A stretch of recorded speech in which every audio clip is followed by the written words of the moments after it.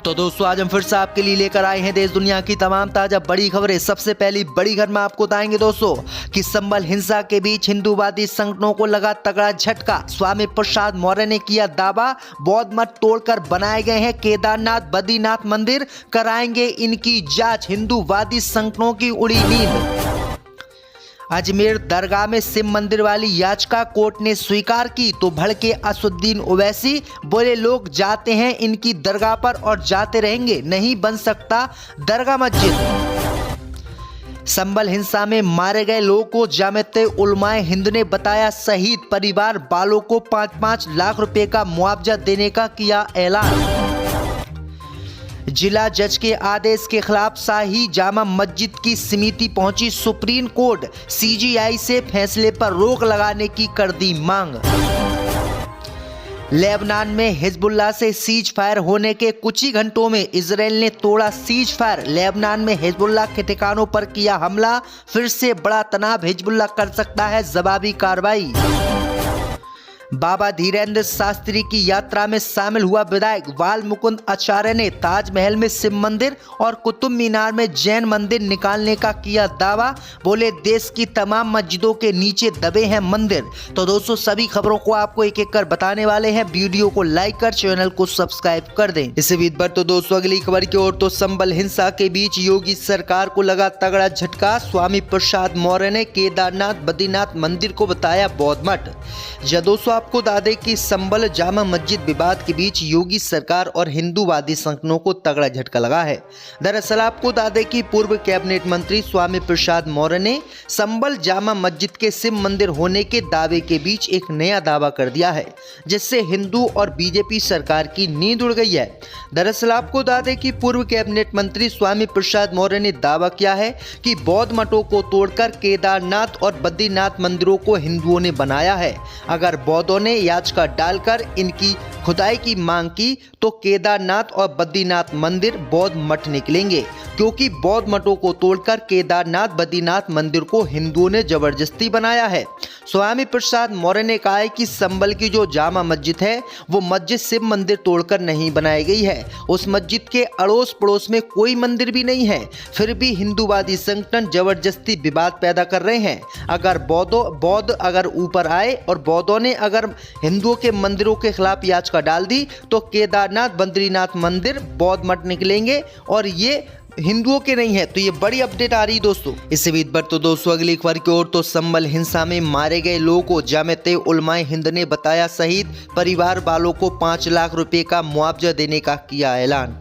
दोस्तों आपको बता दें कि संबल में बीते दिनों शाही जामा मस्जिद के सर्वे के दौरान हिंसा भड़क गई थी। इसमें 4 लोगों की मौत हो गई थी। वहीं आपको बता दें कि जामियाते उलमाए हिंद ने 28 तारीख को इस घटना में मारे गए लोगों के परिजनों को 5-5 लाख रुपए का मुआवजा देने का ऐलान किया है। इसी के साथ ही जामियाते उलमाए हिंद ने हिंसा में मारे गए 4 लोगों को शहीद बताया है। जामियाते उलमाए हिंद के अध्यक्ष मौलाना महमूद मदनी ने अमरोहा में संबल के जिम्मेदार लोगों के साथ बैठक की। इस मीटिंग में जामियाते उलमाए हिंद ने संबल, अमरोहा और मुरादाबाद के पद अधिकारियों से भी बातचीत की। इस दौरान पुलिस पर आरोप हत्या का जामियाते उलमाए हिंद ने लगाया है और जो लोग भी संबल हिंसा में मारे गए हैं उनको शहीद बताया और उनके परिवार को 5-5 लाख रुपए का मुआवजा देने का ऐलान किया। इसी बीच पर तो दोस्तों अगली खबर की ओर, तो अजमेर दरगाह में शिव मंदिर वाली याचिका कोर्ट ने की स्वीकार तो भड़के असदुद्दीन ओवैसी। दोस्तों आपको बता दें कि संबल के जामा मस्जिद में सर्वे को लेकर हुए बवाल के बीच राजस्थान के अजमेर शरीफ की ख्वाजा मोइनुद्दीन चिश्ती की दरगाह को लेकर कोर्ट का बड़ा फैसला सामने आया। दरअसल आपको बता दें कि दरगाह में शिव मंदिर का दावा करते हुए एक याचिका दाखिल की गई थी, जिसे कोर्ट ने स्वीकार कर लिया। इसके साथ ही सभी पक्षकारों को हाजिर होने का नोटिस भी कोर्ट ने दिया। इसी मामले पर एएमएम के चीफ असदुद्दीन ओवैसी की प्रतिक्रिया सामने आई है। असदुद्दीन ओवैसी ने कहा है कि सुल्तान हिंद ख्वाजा मोइनुद्दीन चिश्ती भारत के मुसलमानों के सबसे अहम औलियाए इकरामों में से एक हैं। उनके आस्थान पर सदियों से लोग जा रहे हैं और जाते रहेंगे इंशाअल्लाह। कई राजा महाराजा शहंशाह आए और चले गए, लेकिन ख्वाजा अजमेरी का आस्थान आज भी आबाद है। असदुद्दीन ओवैसी ने कहा कि 1991 के वर्शिप एक्ट एक्ट के तहत किसी भी दरगाह को मंदिर नहीं बताया जा सकता और ना ही इस पर कोर्ट सुनवाई कर सकता है। असदुद्दीन ओवैसी ने कहा है कि अजमेर दरगाह दरगाह थी, दरगाह रहेगी, इसे कभी भी मंदिर नहीं बनाया जा सकता। इस बीच पर तो दोस्तों अगली खबर की ओर, तो हिजबुल्लाह से युद्ध विराम करने के कुछ ही घंटों में इजराइल ने तोड़ा सीज फायर, लेबनान में हिजबुल्लाह के ठिकानों पर किया हमला। दोस्तों आपको बता दें कि इजराइल की सेना ने दक्षिणी लेबनान में हिजबुल्लाह के ठिकानों पर हवाई हमला किया है। ये हमला उस समय हुआ है जब बुधवार की सुबह से इजराइल और हिजबुल्लाह के बीच सीज फायर लागू हुआ था। इजरायली सेना के अनुसार ये हवाई हमला उस स्थान पर किया गया था जहां हिजबुल्लाह संगठन मध्य दूरी के रॉकेटों को स्टोर कर रहा था। सेना ने इसे आत्मरक्षा की कार्रवाई बताया और कहा कि हिजबुल्लाह द्वारा इजराइल की सुरक्षा को खतरा पहुंचाने की कोशिश की जा रही है। दरअसल आपको बता दें कि 3 महीने की लंबी जंग लड़ने के बाद इजराइल की सेना पीछे हट गई और हिजबुल्लाह से हार मानने उसके बाद इजराइल की सेना ने अमेरिका के न्योरे किए और फिर हिजबुल्लाह से युद्ध विराम करवाया और अब युद्ध विराम हो गया तो इजराइल ने फिर से हिजबुल्लाह के ठिकानों पर हमला किया है। अब हिजबुल्लाह कभी भी इजराइल पर हमला कर सकता है। इसी बीच पर तो दोस्तों अगली खबर की ओर, तो सिविल जज के आदेश के खिलाफ शाही जामा मस्जिद संबल समिति की पहुंची सुप्रीम कोर्ट, सीजीआई की बेंच करेगी सुनवाई। दोस्तों आपको बता दें कि संबल की शाही जामा मस्जिद के सर्वे के खिलाफ मस्जिद कमेटी ने सुप्रीम कोर्ट का दरवाजा खटखटाया है। मस्जिद कमेटी की मांग पर सुप्रीम कोर्ट के चीफ जस्टिस संजीव खन्ना और जस्टिस संजीव कुमार की बेंच आज सुनवाई करेगी। मस्जिद कमेटी ने अपनी याचिका में कहा है कि याचिका पर पहली सुनवाई 19 नवंबर को हुई थी। उसी दिन मस्जिद कमेटी का पक्ष सुने बिना सर्वे के लिए कमिश्नर नियुक्त कर दिया गया। कमिश्नर भी उसी दिन सर्वे के लिए पहुंच गए। 24 नवंबर को दोबारा सर्वे हुआ। जिस तेजी से सब कुछ हुआ उससे लोगों में संदेह फैल गया और हिंसा भड़क गई। मस्जिद कमेटी ने मांग की है कि सुप्रीम कोर्ट संबल के सिविल जज के आदेश पर रोक लगाए। सर्वे रिपोर्ट को फिलहाल सीलबंद लिफाफे में रखा जाए। याचिका में ये भी मांग की गई है कि सुप्रीम कोर्ट ये भी आदेश दे कि ऐसे धार्मिक विवादों में दूसरे पक्ष को सुने बिना सर्वे का आदेश न दिया जाए। इस बीच पर तो दोस्तों अगली खबर की ओर, तो महाराष्ट्र विधानसभा चुनाव में मुख्यमंत्री पद में फडणवीस का भी पत्ता कटा। अब बिल्कुल नया चेहरा बनेगा महाराष्ट्र का सीएम। दोस्तों आपको बता दें कि महाराष्ट्र विधानसभा चुनावों के परिणाम के बाद महायुति में सीएम पद को लेकर जारी खींचतान खत्म होने वाली है।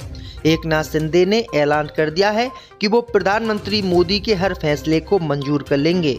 अब ये तो तय हो गया है कि महाराष्ट्र में मुख्यमंत्री बीजेपी से ही होगा, लेकिन कौन बनेगा इसको लेकर सस्पेंस कायम है। देवेंद्र फडणवीस और एकनाथ शिंदे गृह मंत्री अमित शाह से मिलने वाले हैं। इसके बाद सीएम के नाम का ऐलान किया जा सकता है। आपको बता दें कि 2014 के बाद से सीएम चुनने में बीजेपी ने जब भी 72 घंटे से अधिक का समय लिया तब उन्होंने सबको सरप्राइज कर दिया। बीजेपी नए चेहरे को लेकर लोग के सामने आ गई है। महाराष्ट्र में भी यही अटकलें लगाई जा रही है कि 72 घंटे से ज्यादा समय बीत गया है तो क्या भाजपा नए चेहरों को सामने लेकर आएगी। ये बड़ी अपडेट आई दोस्तों कि महाराष्ट्र में फडणवीस और शिंदे मुख्यमंत्री नहीं बनेंगे, कोई नया चेहरा मुख्यमंत्री बनाया जाएगा। इसी बीच पर तो दोस्तों अगली खबर की ओर, तो ताजमहल में शिव मंदिर और कुतुब मीनार में जैन मंदिर निकलेगा। धीरेन्द्र शास्त्री की यात्रा में शामिल हुए विधायक वाल मुकुंद आचार्य ने किया दावा। दोस्तों आपको बता दें कि बागेश्वर धाम के बाबा धीरेन्द्र शास्त्री की यात्रा लगातार देश में जारी है। यात्रा के 8वें दिन बीजेपी विधायक वाल मुकुंद आचार्य भी इस यात्रा में शामिल हुआ। इस दौरान राजस्थान के भाजपा विधायक बाल मुकुंद आचार्य का बड़ा बयान सामने आया है। अजमेर दरगाह के सर्वे को लेकर उसने कहा है कि सरवर चिश्ती आतंकी है, आतंकवादियों को सपोर्ट करता है। अगर मंदिरों में कोई मस्जिद हो तो बताओ, इनकी मस्जिदों में है तो हम जांच करवाएंगे। इसके बाद एमएलए ने कहा है कि ताजमहल में शिव मंदिर है और कुतुब मीनार जो दिल्ली का है उसमें जैन मंदिर है, वो जैन मंदिर तोड़कर बनाया गया है। वहीं आपको बता दें कि धीरेन्द्र शास्त्री की यात्रा में किस तरह से इस बाबा ने विवादित बयान दिए। इसी बीच पर तो दोस्तों अगली खबर की ओर, तो वक्फ संशोधन विधेयक के विरोध में उतरी ममता बनर्जी, बोली किसी धर्म पर हमला हुआ तो कहीं नहीं सरकार की जिम्मेदारी। दोस्तों आपको बता दें कि पश्चिम बंगाल की मुख्यमंत्री ममता बनर्जी ने गुरुवार को केंद्र की मोदी सरकार की ओर से पेश किए गए वक्फ संशोधन विधेयक को धर्मनिरपेक्षता विरोधी करार दिया है। उन्होंने कहा है कि इससे मुसलमानों के अधिकार छिन जाएंगे। विधानसभा में दिए गए अपने बयान में ममता बनर्जी ने आरोप लगाया है कि केंद्र सरकार ने इस मामले पर राज्यों से परामर्श किए बिना ये विधेयक पेश किया है, जो कि संघीय ढांचे के खिलाफ और धर्मनिरपेक्षता के सिद्धांतों के विपरीत है। मुख्यमंत्री ममता बनर्जी ने आगे कहा है कि ये विधेयक एक खास वर्ग को बदनाम करने का जानबूझकर प्रयास है। इससे मुसलमानों के धार्मिक और सामाजिक अधिकारों पर हमला होगा। केंद्र ने हमसे इस पर कोई परामर्श नहीं किया। अगर किसी धर्म पर हमला हुआ तो मैं पूरी तरीके से इसका विरोध करूंगी और निंदा करूंगी। तो ममता बनर्जी वक्फ बिल के बिल्कुल विरोध में उतर आई हैं।